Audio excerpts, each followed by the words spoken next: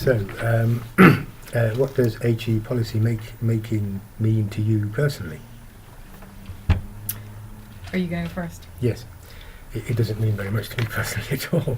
I've not been very much involved in it. When I have, I've found it a complex and complicated process. I have been indirectly involved. I was asked to look at policy with a view to perhaps developing a policy. So what it means to me is, personally, I would hope that actually all policies were made developed systematically. And now I've been indirectly involved. I think that if I were to actually produce a policy, I would carry it out in a kind of a systematic way. Okay. And so you've partly answered that. Have you ever written an HE policy? So what approach did you take?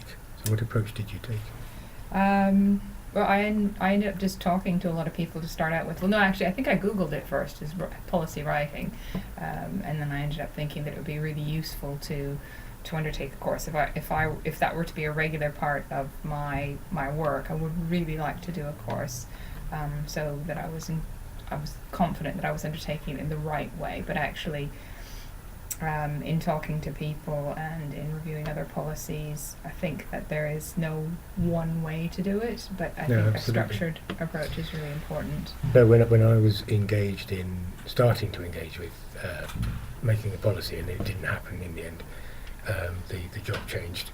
It was about that. It was looking at existing ones and or talking to people. Mm-hmm. You know, the people, stakeholders. That's the thing, isn't it? It's got to come from them. So, what are your ideas on the processes through which HE policy is created?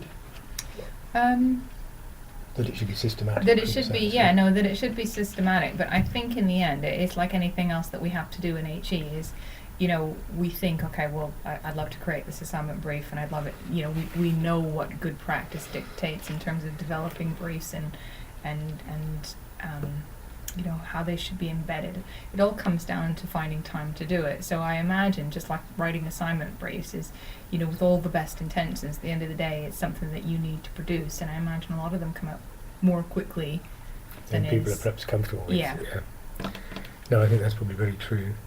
And as with other things as well, we always benefit from having other people looking at them and engaging with them. I agree, and I've just written something. It's not a policy, but I think that on the other side of having written something very quickly, you might be thinking, oh, well, okay, I've written this, but actually I'm going to get the input of everybody else, and how many times do you get those emails, and can you give me some feedback on X? No, indeed. So in that kind of formal review stage, you do hope that everybody is, you know, again, systematically engaging with the document, but what it comes down to is, do people have time to do that, and are they actually also engaging with it or are they thinking, well, this person's had months to write this, and therefore I know it's if they open the document at all, they'll just glance over and think, Yeah. yes, all right.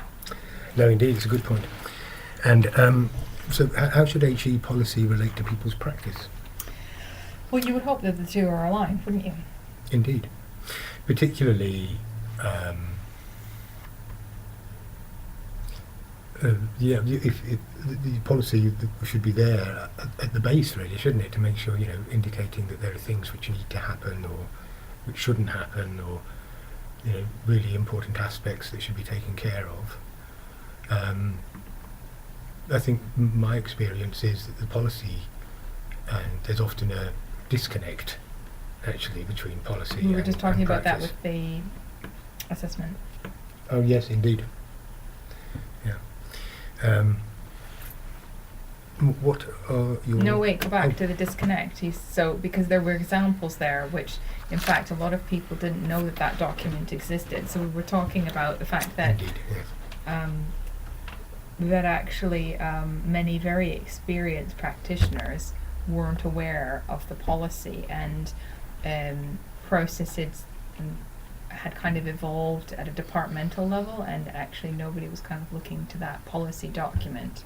Yes, so I think some of that those myths and things have sort of become effectively policy, saying, oh, you must make sure you do such and such, when in actual fact it doesn't exist anyway. So there's that disconnect, and then there's the sort of the lack of awareness of the policy document and the fact that it sits in some kind of dusty repository, like, well, where do you find it? You know, it's not immediately clear to you, maybe even if you wanted to access it, where is it stored? No, indeed. And just what you said about the assessment of students, you know, I don't know when that was produced, but obviously we'd be looking at that now going, well, we don't assess students, we would be assessing the work.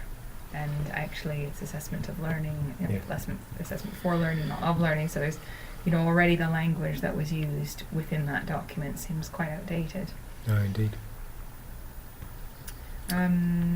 So yes, should align, doesn't always. What are your thoughts on the current form in which it's published? Well, that's, I mean, back to where does it sit? And it's not really a very... No, it's difficult to find. On the website, though it is findable on the website.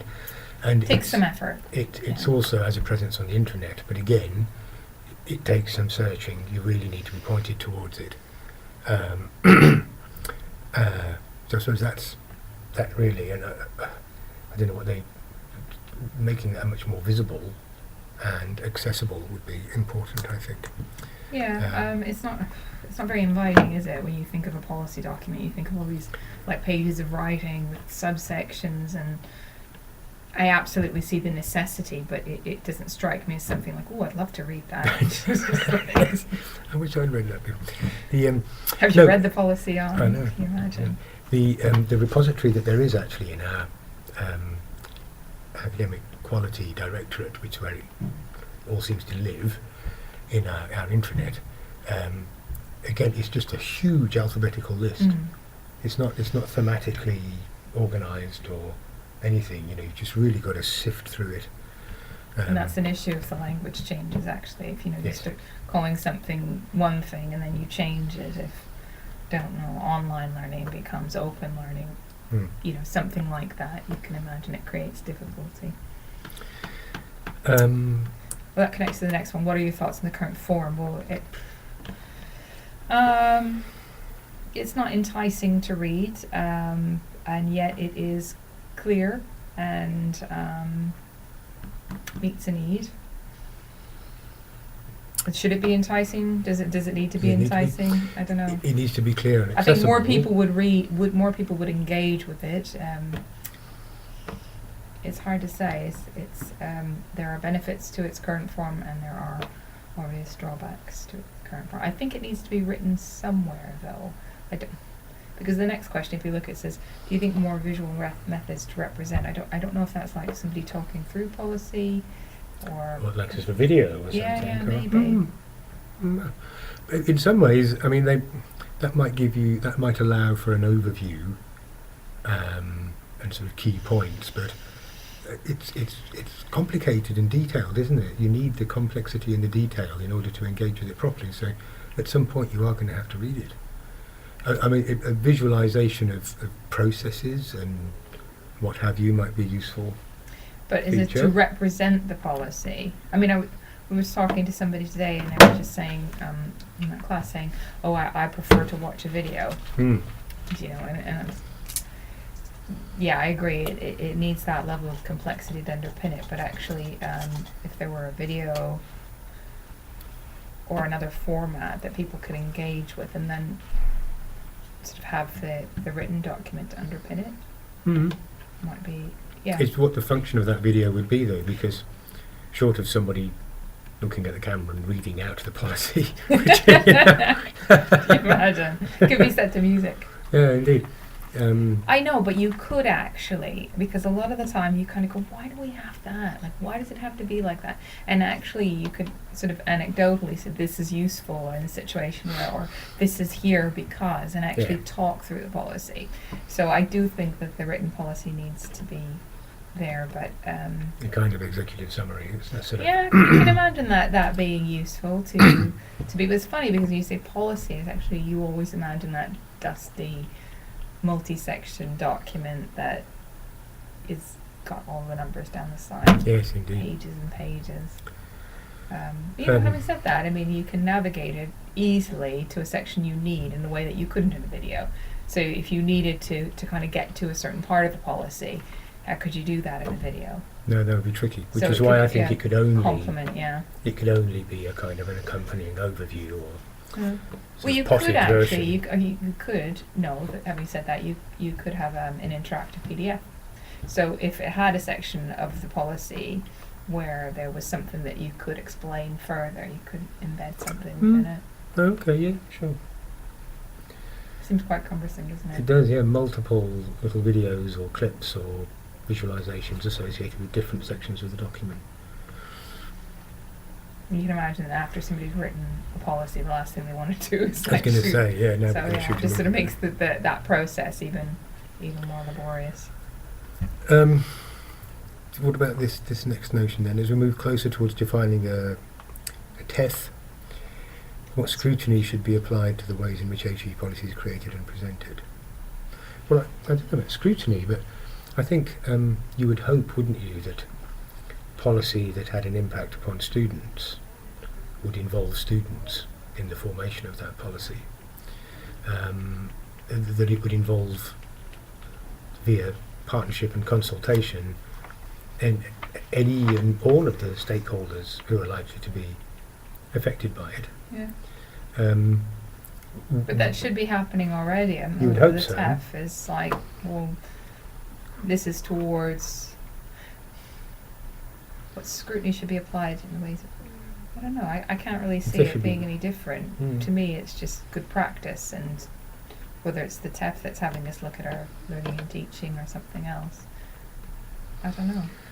I suppose, but you're right though, maybe that's the direction it's going.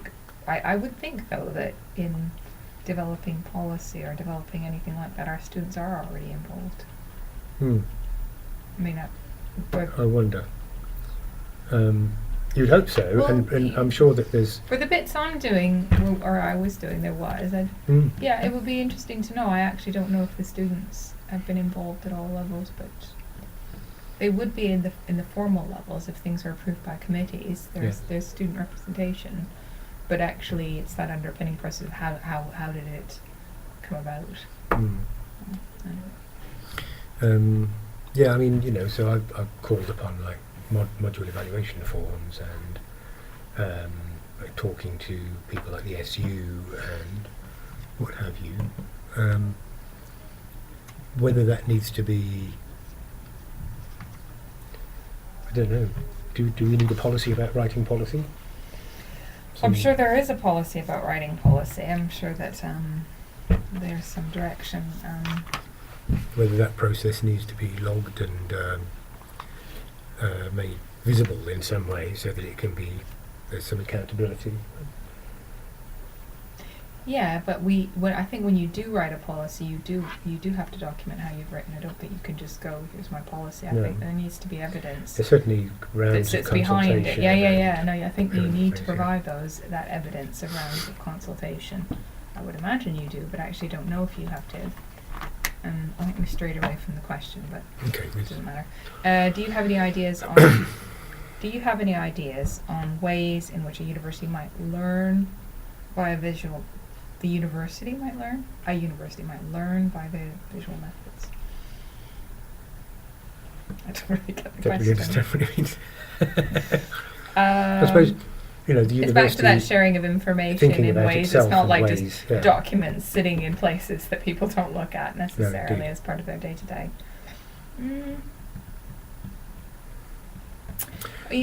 When you think about back to where our own formal documents sit, in like they're publicly available. You can go in and they're those formal documents.